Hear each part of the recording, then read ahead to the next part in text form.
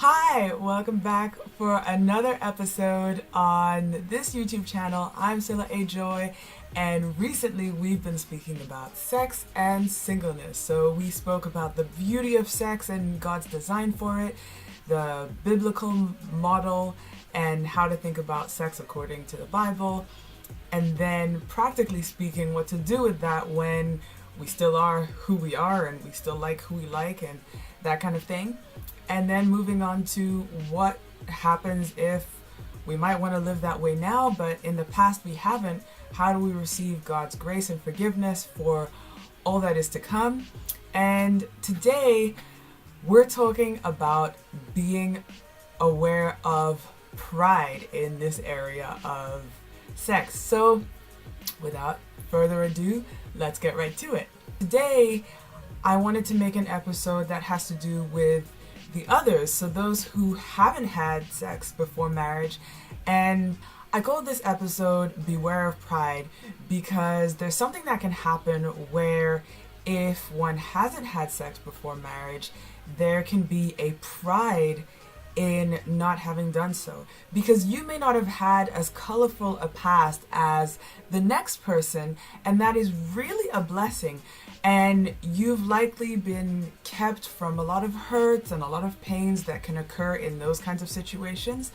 But at the same time, you need to be aware that the enemy will try and get you to think in a prideful way about not having had sex before marriage. And that can come in different forms. So it may be that you think, well, I can be proud because I have so much self-control, or I can be proud because, well, actually, I'm not as perverted as you, or I can be proud because this, that, or the other. And also beware that your virginity doesn't become something that's so idolized that in the end, when you come to have it, you can't even enjoy it because your identity is so wrapped up in it. So now something that was supposed to be a beautiful thing that you can give to your spouse is something that you don't even want to part with because it's become your righteousness, that thing that you don't do because you're so holy, quote unquote. One thing you then need to be aware of is holding your virginity as a higher priority than God's truth and design for sex. What has God said about sex? What do I think about sex?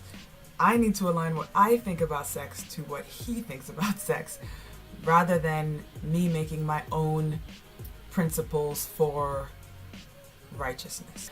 Don't get me wrong. Again, it is a beautiful thing to share that moment with your spouse on your wedding night, 1,000%.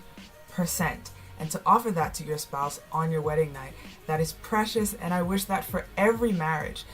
But beware that you don't use that as a means of judging those who have already had sex. So if you are a virgin, don't let anyone take that away from you and make you think that actually, well, it's not worth sharing with anyone special. That is not true. However, what I am saying that it's precious, but we have to beware that we don't use it as a means to judge others who have. Judgment can also come when there's splitting hairs about what's been done before marriage. So one person says, okay, well, I've done everything but sex, and the next person says, okay, well, I went this far, but I went no further. And we start to miss the mark for what God intended. What God intended wasn't that we fixate upon exactly what happens in the sexual act and whether this person has experienced it or not. But God's ideal for us was a life of purity and holiness. So instead of saying, okay, well, I've gone this far and he went further, so he's more guilty and should have more shame, we're wanting to look at actually what Jesus said. And Jesus said that anyone who looks at a person lustfully commits adultery in his heart. And so that's the standard that you're weighing yourself on. If we're going truly on what God spoke about, it's really that no one can come and say, well, I am more righteous than the next because, well, I have not done this. What are our thoughts saying? And I think a lot of us will find that no one really has a leg to stand on in that area of righteousness. And we all are requiring the grace of God and His cleansing and His sanctification. And when we start to see that, then we acquire the grace not to look at the next person in terms of how far they've gone and how much we can judge them with respect to us, but with the eyes of grace for everyone. Also acknowledging that the person that we desire to be with is going to require grace for us. Maybe not in the area of sexual sin, but in so many other areas. Proverbs also says that pride comes before a fall, and wherever there is pride, there is going to be some sort of stumbling and some sort of fall. So we might as well avoid that, because that judgment can be of your future spouse, and that will be completely corrosive to your relationship when you enter into marriage. And let's remember the flip side. You actually may have had a sexual past, and you might be refusing to be with someone who hasn't because you don't want them to have a means, like an upper hand on you. And that's equally pride as well as the first case scenario. Both of them require the redemption of God, for us to see ourselves through God's eyes and in His forgiveness, so we're no longer using a yardstick of how righteous is He according to our past, because God definitely does not do that for us, and that is the same grace we are supposed to extend to others. And I understand that it is probably way easier said than done, but because that is what God did for us, we know that He gives the grace to be like Him, to think like Him, and to see others as He does. In this area too, He will show us, well, this is the person I have for you, and they may have a past like looks different to yours, but I have redeemed them, and you can still see my purposes and plans unfold in a beautiful way in the context of marriage. Remember that God redeems the past in a way no one else can. Ultimately, God doesn't see your spouse or your future spouse as sex or no sex before marriage, or how far they have gone or not gone.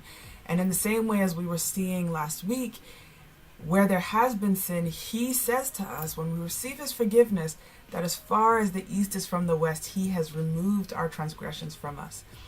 And maybe that person does need healing from their past. Maybe there are things that need to be prayed through. Sure. Maybe there are things that need to be prayed through if you haven't had sex too. But let's hold on to the fact that God is still able to use anyone who has a past, sexual or not. And that is what He's in the business of doing, and doing best. So let's trust Him with that. So that's the end of the episode today. Thanks for watching. We're looking at being aware of pride, and if we have never had sex and we find our righteousness in not having slept with anyone, or vice versa, if we have and we feel like, actually, now I don't want to be with anyone who hasn't because it will make me feel bad.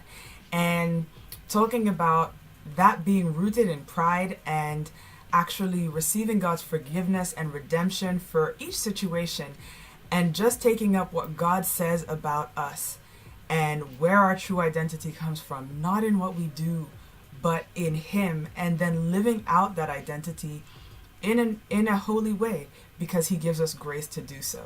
So that was this week. Thanks for watching.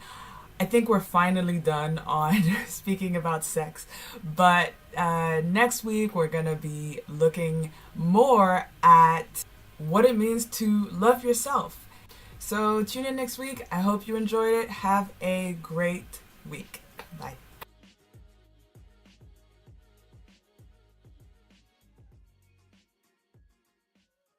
Hope you've enjoyed the series on sex.